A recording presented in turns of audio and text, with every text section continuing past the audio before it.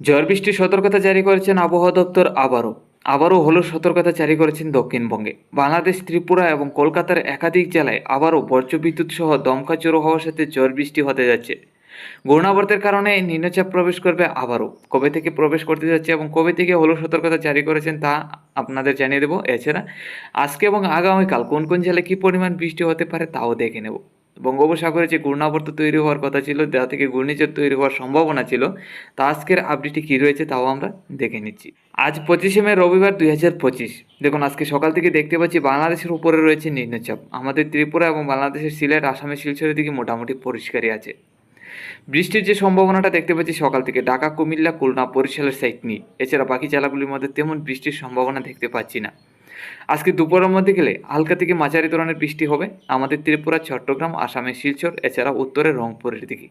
বাকি জেলাগুলির মধ্যে মেঘলাভাব থাকলেও তেমন ভারী বৃষ্টি দেখতে পাচ্ছি না। বিকাল থেকে সন্ধ্যা রাত্রির মধ্যে গেলে আমরা যেটা দেখতে পাচ্ছি হালকা থেকে মাঝারি ধরনের বৃষ্টির সম্ভাবনা সম্পূর্ণ বাংলাদেশ, আমাদের ত্রিপুরা, আসামের শিলচরে, যা থেকে হালকা থেকে মাঝারি ধরনের বৃষ্টি হতে পারে। মধ্যরাত্রির মধ্যে গেলে মোটামুটি পরিষ্কার আমাদের ত্রিপুরা এবং বাংলাদেশের দক্ষিণে জেলা রংপুর, রাজশাহীর সাইড নিয়ে বৃষ্টি হতে পারে।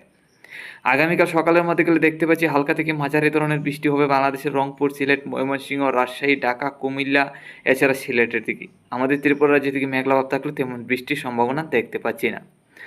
দুপুরের মধ্যে গেলে আমরা যেটা দেখতে পাচ্ছি মেঘলাভাব থাকবে, তা থেকে তেমন বৃষ্টির সম্ভাবনা নেই, তবে হালকা থেকে মাঝারি ধরনের বৃষ্টি হতে পারে আমাদের ত্রিপুরা এবং চট্টগ্রামের দিকে।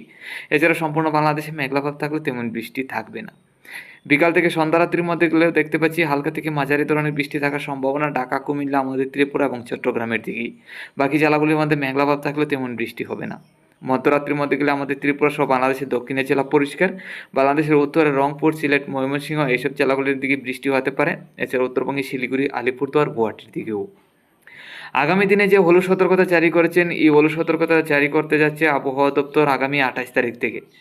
দেখুন, ঘূর্ণাবর্তটা চলে আসবে বঙ্গোপসাগর থেকে, বঙ্গোপসাগরের উত্তরের সাইড নিয়ে বাংলাদেশ এবং কলকাতার উপকূল ধরে নিম্নচাপ থাকবে মায়ানমারের উপর। আর এই মায়ানমার থেকে আগামী 28 তারিখ রাত্রির মধ্যে নিম্নচাপ প্রবেশ করবে বাংলাদেশ এবং আমাদের ত্রিপুরা রাজ্য থেকে, যার কারণে আগামী 28 তারিখ থেকে হলুদ সতর্কতা জারি করছেন আবহাওয়া দপ্তর। দেখুন, ঘূর্ণাবর্তের কারণে কী পরিমাণ নিম্নচাপ বঙ্গোপসাগর থেকে আমাদের ত্রিপুরা, বাংলাদেশ, মায়ানমারের দিকে প্রবেশ করার সম্ভাবনা আছে।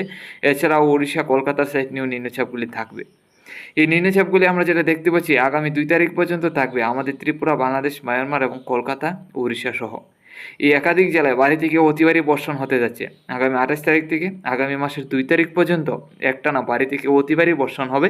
দক্ষিণের সাইড নিয়ে দমকা ঝোড়ো হাওয়া বয়ে চলবে 40 থেকে 50 কিলোমিটারের কাছাকাছি বাংলাদেশের দক্ষিণে খুলনা, বরিশাল, চট্টগ্রাম এবং আমাদের ত্রিপুরায়। তো বন্ধুরা, দমকা ঝোড়ো হওয়ার সাথে ঝড় বৃষ্টি থাকতে যাচ্ছে আগামী 28 তারিখ থেকে আগামী মাসের 2 তারিখ পর্যন্ত। বজ্রবিদ্যুৎ সহ দমকা ঝোড়ো হওয়ার সাথে ঝড় বৃষ্টি হতে যাচ্ছে ঘূর্ণাবর্তের কারণে নিম্নচাপ প্রবেশ করবে আগামী 28 তারিখ থেকে।